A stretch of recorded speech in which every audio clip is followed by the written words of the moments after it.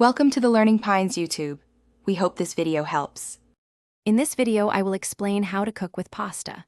First, select a pasta shape that complements your sauce. For example, long strands for thin sauces or short shapes for chunky ones.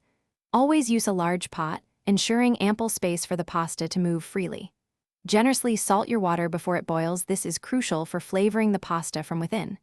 Aim to cook your pasta to an al dente texture, meaning it's firm to the bite, not soft or mushy.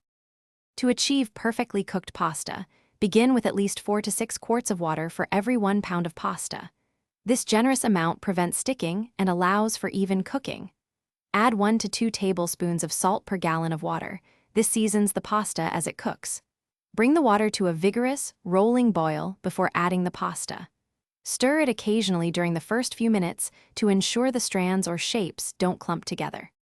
The key to delicious pasta is achieving an al dente texture.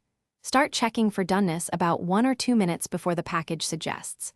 The pasta should offer a slight resistance when bitten, but not be hard in the center.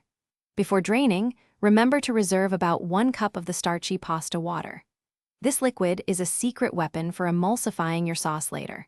Drain the pasta quickly, but resist the urge to rinse it, as this removes beneficial starches.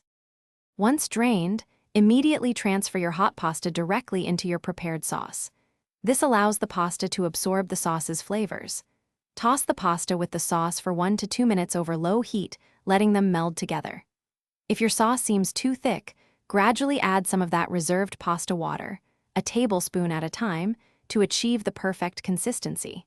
Serve your pasta dish immediately to enjoy it at its peak flavor and texture. Thanks for watching. Consider subscribing if we helped you.